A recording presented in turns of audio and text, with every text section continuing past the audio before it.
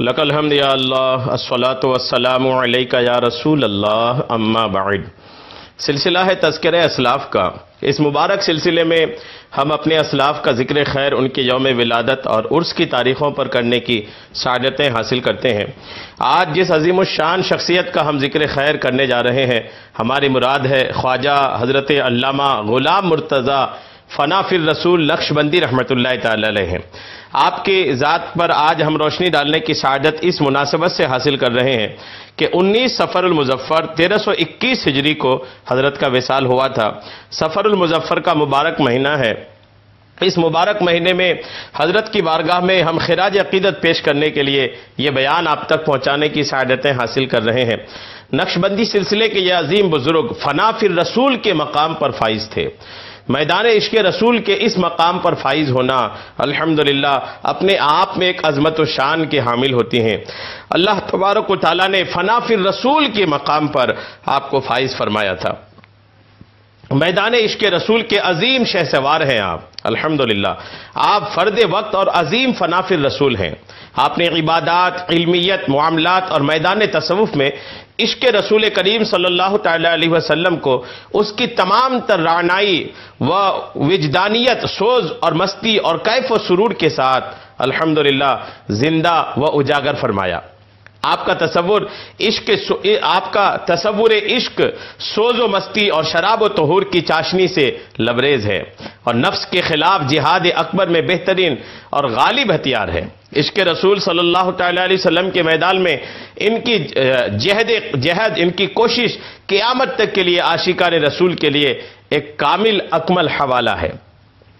آپ کے القابات آپ سنیں۔ خواجہ غلام مرتضیٰ نقشبندی فنا فی الرسول رحمۃ اللہ تعالی علیہ کے القابات آپ کے دور میں جو اکابرین نے عطا فرمائے سنیں۔ شہنشاہ نقشبند، شیخ المشائخ، خواجہ خواجگان، مجدد عشق، فرد وقت، فنا فی الرسول، شیخ السماوات والارضین، سلطان العاشقین، برہان الواصلین، واقف رموز جلیلہ و خفیہ، کاشف غوامض عشقیہ و علمیہ، پیر مشکل کشا، مظہر عون، یفعل اللہ ما یشاء۔ غور کیجئے کہ اللہ تبارک و تعالیٰ نے اتنے سارے فضائل حضرت علامہ خواجہ غلام مرتضیٰ فنا فی الرسول رحمۃ اللہ تعالی علیہ کو عطا فرمایا تھا۔ خواجہ غلام مرتضیٰ فنا فی الرسول ابن میاں محمد یعقوب ابن میاں جیون ابن میاں شیر محمد 1228 ہجری 1813 عیسوی میں گاؤں پرانی بھینی نزد شرک پور شریف میں پیدا ہوئے۔ آپ کا تعلق پنجاب کی آرائی برادری سے تھا۔ آپ کے والد صاحب حج بیت اللہ شریف کی سعادت حاصل کرنے کی غرض سے 6 ماہ پیدل سفر کر کے عرب شریف تشریف لے گئے اور عرصہ 7 سال تک وہیں پر مقیم رہے۔ آپ کے والد بزرگوار جب ایک طویل عرصے تک بھی وطن واپس نہ آئے تو خواجہ صاحب کے دونوں چاچا بھی یکے بعد دیگرے ان کے والد صاحب کے پیچھے عرب شریف چلے گئے اور پھر تینوں بھائی حج کی سعادت حاصل کرنے کے بعد اکٹھے اپنے الحمدللہ وطن واپس تشریف لائے۔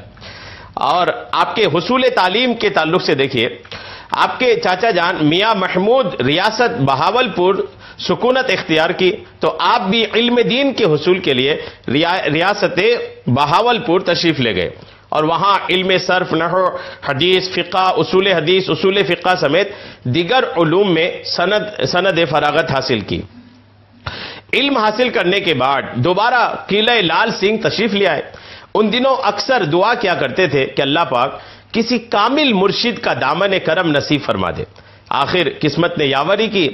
ایک روز کھیتوں میں ایک بوہڑ کے درخت تلے موجود تھے کہ ایک نورانی چہرے والے بزرگ گھوڑے پر سوار آپ کے پاس تشریف لائے اور کہنے لگے کہ میاں کچھ لسی پلا دو، اور پھر وہ بھاگ گئے۔ چارپائی تکیا لائے، یعنی جیسے وہ بزرگ نے کہا کہ لسی پلاؤ تو یہ بھاگ کر کے گئے جلدی سے اور چارپائی لایا، تکیا لائے اور عرض کی کہ اتر کر لسی نوش فرما لیں کہ حضور آپ اپنے سواری پر ہیں، آپ نیچے تشریف لا کر آپ لسی پی لیں۔ یہ جو بزرگ آئے تھے نا، یہ بزرگ کون تھے؟ یہ بزرگ قطب الاقطاب خواجہ بدر الدین حضوری نقشبندی، خواجہ غلام محی الدین قصوری دائم الحضوری کے عالی قدر خلیفہ تھے۔ بزرگ لسی پی چکے تو خواجہ صاحب پر ایسی توجہ فرمائی کہ کیفیت مستی میں آ گئے۔ عرض کی کہ حضور بیعت فرما لیں۔ تو انہوں نے 8 دن کے بعد موضع مانووال چوہنگ آنے کا حکم دیا۔ 8 دن کے بعد آپ خواجہ بدر الدین کے پاس موضع مانووال چوہنگ لاہور حاضر ہوئے اور شرف بیعت حاصل کیا۔ اس کے بعد معمول بنا لیا کہ ایک برتن میں دودھ کا تحفہ لے کر دیار مرشد کی طرف روز 5 کوس یا 11 کلومیٹر کی مسافت، جس کے رستے میں دریائے راوی بھی تیر کر عبور کرنا پڑتا تھا، طے کر کے فجر کی نماز مرشد کی اقتداء میں جا کر ادا کرتے۔ غور کیجئے کہ فجر کی نماز مرشد کی پیچھے ادا کرنے کے لیے الحمدللہ اتنی مشقتیں بھی اٹھاتے، اتنا طویل سفر طے کرتے، دریا بھی پار کرتے، پھر بھی جا کر فجر کی نماز جماعت کے ساتھ اپنے پیر کے پیچھے ادا کرتے۔ موسم کی شدت اور دیگر معمولات زندگی بھی اس کام کے آڑے نہ آ سکے۔ یہ سلسلہ تقریباً 5 سال تک لگاتار چلتا رہا۔ آخر ایک رات شدید طوفان یہ بعد و بارہ کی کیفیت میں بہت زیادہ بارش ہوئی۔ اس کیفیت میں راوی کے کنارے پہنچے، پاؤں پھسلنے سے دودھ والا برتن گر گیا اور دودھ ضائع ہو گیا، خراب ہو گیا۔ پہلے تو سوچا کہ آج حاضری موقوف کر دیتا ہوں۔ واپس مڑنے لگے تو خیال آیا، اے غلام مرتضیٰ، سوہنی کماری سے بھی گئے گزرے ہو کہ اس نے مجاز کی حاضری قضا نہ کی اور تم عشق حقیقی کی حاضری سے بھاگ رہے ہو۔ یہ خیال آتے ہی راوی میں چھلانگ لگا دی۔ راوی اس ندی کا نام تھا جو آپ پار ہو کر کے جاتے تھے، چھلانگ لگا دی اس میں۔ ادھر مرشد نے مقتدیوں سے فرمایا کہ تھوڑا توقف کر کے نماز کے لیے جماعت کھڑی کی جائے کہ اگر آج غلام مرتضیٰ آ گیا تو مقصود حاصل کر لے گا۔ خیر جب ایسا بزرگ نے فرمایا، انتظار طویل ہو رہا تھا، لمبا انتظار، تو صفحہ درست کر کے نماز قائم کر دی گئی۔ دوسری رکعت میں خواجہ غلام مرتضیٰ جماعت میں شامل ہو گئے۔ مرشد نے دیکھا تو خوش ہو گئے۔ نماز کے بعد فرمایا کہ اے غلام مرتضیٰ، آج تم نے حد کر دی، آج مقام قطبیت پر آپ کو فائز کیا جاتا ہے۔ ایک وقت آئے گا کہ آپ کو مقام فنا فی الرسول پر فائز کیا جائے گا، جس کے سامنے غوث، قطب اور ابدال کچھ حیثیت نہیں رکھتے۔ اس وقت خواجہ بدر الدین نے آپ کو سلسلہ نقش بندیہ میں اجازت اور بیعت سے نواز دیا اور آئندہ سے آپ کو روزانہ حاضری کا سلسلہ موقوف کرنے کا حکم دیا۔ غور کیجئے کہ پیر کی خدمت، پیر نے جب خوش ہوئے نا تو الحمدللہ ایسے مقام حاصل ہوئے۔ جس وقت خواجہ بدر الدین نے آپ کو اجازت بیعت سے نوازا تو اس کے بعد آپ نے مقام فنا فی الرسول کی منزل کی طرف سفر شروع کر دیا۔ مرشد نے کس قدر رہنمائی کی، ان کے حکم کے مطابق مختلف چلے کاٹے۔ منزل فنا فی الرسول کے رستے میں کئی مقامات پر جب رکاوٹ آئی تو مدد کے لیے پھر رہبر کی ضرورت پڑنے لگی۔ ایک سید صاحب سے مدد کی درخواست کی تو انہوں نے مراقب ہونے کے بعد فرمایا کہ اے غلام مرتضیٰ، اس وقت روئے زمین پر ایسا کوئی رہنما موجود نہیں جو اس منزل کی رسائی میں آپ کی مدد فرما سکے۔ امید ہے اس رستے کی خبر رکھنے والے قدیم بزرگوں میں سے کوئی آپ کی مدد فرمائے، لہذا سفر جاری رکھیں۔ چنانچہ کچھ رکاوٹوں کو عبور کرنے میں، پار کرنے میں شیخ مجدد الفسانی اور شیخ عبد القادر جیلانی جیسی ہستیوں نے آپ کی روحانی مدد فرمائی۔ مختلف مصائب و آلام کا سامنا کرنا پڑا۔ کئی سال تک یہ سلسلہ چلتا رہا، لیکن آپ کا ارادہ غیر متزلزل رہا، آپ بالکل ثابت قدم رہے۔ آپ کے 5 بیٹے بھلے چنگے 8-10 کے اندر یکے بعد دیگرے فوت ہوتے گئے۔ ایک بھائی میاں محمد یار آ کر عرض کرتے کہ بھائی صاحب فلاں بچہ فوت ہو گیا ہے، تو آپ فرماتے جنازہ پڑھ کر دفنا دیں۔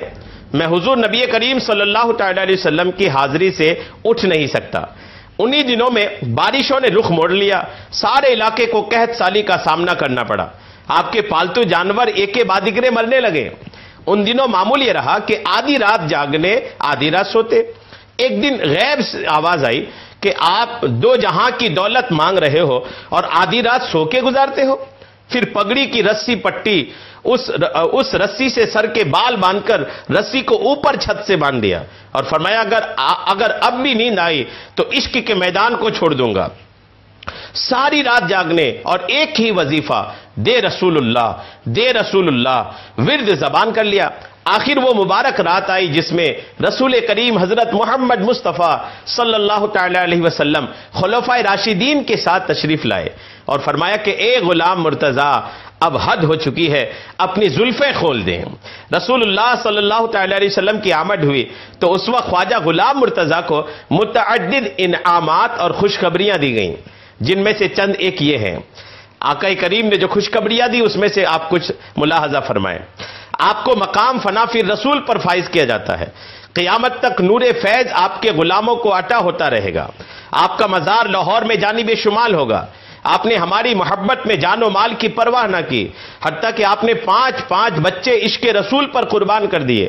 ہم آپ کو ان بچوں کے بدلے ایک بے مثل بچہ عطا فرمائیں گے جو شکم مادر سے 25 سال کی بے ریا عبادت کا ثمر 28 اقطاب کی طاقت لے کر آئے گا اور 60 علوم کا ماہر ہوگا۔ بروز حشر میدان حشر میں انبیاء کی صف میں کھڑے ہو کر آپ اذان کہیں گے۔ وقت نزا کے وقت آپ کے غلاموں کو زیارت نبی کریم سے فیضیاب کیا جائے گا اور محشر میں ان کے لیے سامان شفاعت فرمایا جائے گا۔ آقا کریم کی طرف سے یہ بشارتیں الحمدللہ عطا فرمایا۔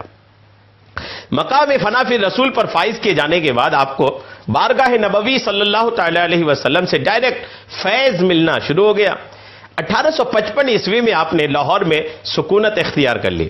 یہاں پر آپ کو پیر صاحب قلعہ والے کے لقب سے بہت شہرت حاصل ہوئی۔ آپ کے مقام ولایت کی دھوم 4 دانگ عالم میں پھیلی تو دور دور سے لوگ آپ کی زیارت اور بیعت کے لیے آنے لگ گئے۔ آپ کی نگاہ میں ایسی تاثیر تھی کہ انسان تو انسان کسی جانور کو بھی آنکھ بھر کر کے دیکھ لیتے تو وہ کیفیت وجد میں آ جاتا۔ بہت سے غیر مسلموں نے آپ کے دست اثر پر اسلام قبول فرمایا۔ آپ کا سلسلہ طریقت عشق رسول صلی اللہ تعالی علیہ وسلم کی کیفیات نورانی سے آج بھی عبارت ہے۔ آپ کے وسیلہ اقدس سے عشق رسول صلی اللہ تعالی علیہ وسلم کی خالص دولت آج بھی لاکھوں دلوں کی منور، معطر، مخبور اور معمر بنا رہی ہے۔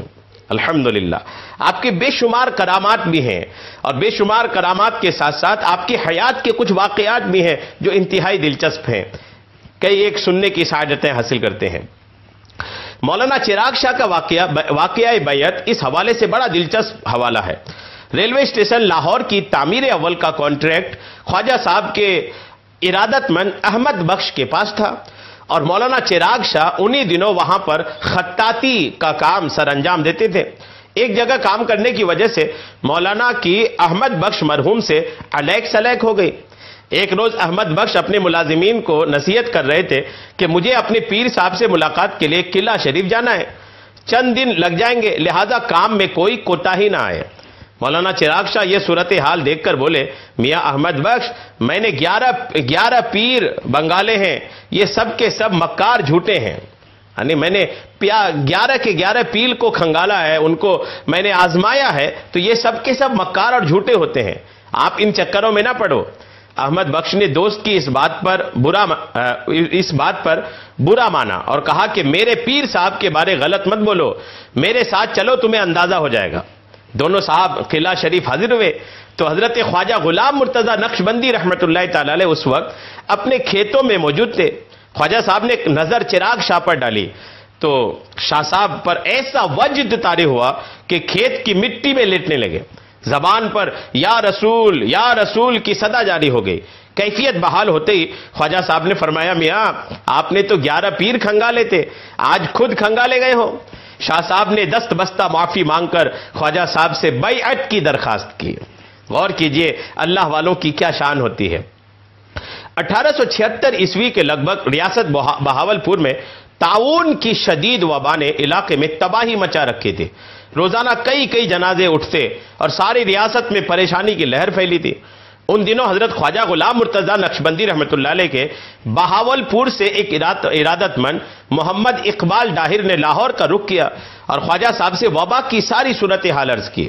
خواجہ صاحب نے اپنے قمیص مبارک اپنے اس ارادت مند کو عطا فرمایا، اس چاہنے والے کے حوالے کرتے ہوئے فرمایا کہ اسے پانی میں ڈال دینا اور جو مریض اس پانی کو پیے گا اللہ پاک انشاءاللہ اپنے کرم سے شفا عطا فرمائے گا اور دوسرے پینے والے الحمدللہ بیماری سے محفوظ رہیں گے۔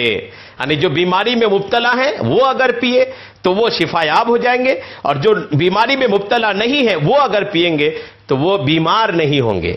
الحمدللہ ان صاحب نے بہاولپور جا کر مرشد کی نصیحت پر عمل کرتے ہوئے عمل کیا اور بات باہر نکلی تو شہر بھر سے لوگ محمد اقبال ڈاہر سے پانی لینے آنے لگے. راوی فرماتے کہ اللہ کے فضل سے 3 دنوں کے اندر طاعون کی وبا سارے علاقے سے کوچ کر گئی اور اس پانی کے استعمال کرنے والوں کو اللہ نے صحت عطا فرمایا. غور کیجئے کس شان کے مالک ہیں اللہ والے، بڑی شان کے مالک ہوتے ہیں اللہ والے. حضرت علامہ خواجہ غلام مرتضی نقشبندی رحمت اللہ تعالی علیہ مجدد عشق ہیں. آپ میدان عشق کے مجدد ہیں. فنا فی الرسول کے مقام پر آپ فائز تھے. میدان عشق کے عظیم شہسوار تھے آپ. آقا کریم کے عشق کو پانے کے لیے فنا فی الرسول کی منزل پر آپ فائز ہونے کے لیے مشقتیں اٹھائی. آپ ہار نہیں مانے، قربانیاں پیش کی، لیکن آپ نے ہار نہیں مانی، مسلسل کوشش کرتے رہے. ایک انجام یہ ہوا، نتیجہ یہ نکلا کہ فنا فی الرسول کا مقام آپ کو عطا کیا گیا. الحمدللہ 19 صفر المظفر حضرت کے وصال کی تاریخ ہے. ہمیں چاہیے کہ اس عظیم ہستی کی بارگاہ میں خراج عقیدت پیش کریں. اللہ تبارک و تعالیٰ کی بارگاہ میں دعا ہے کہ مولا تو اپنے اس مبارک بندے کی بارگاہ میں ان کے مزار پاک پر جو برکتیں نازل فرماتا ہے ہمیں بھی اس سے حصہ عطا فرما. آمین بجاہ النبی الامین صلی اللہ تعالی علیہ وسلم.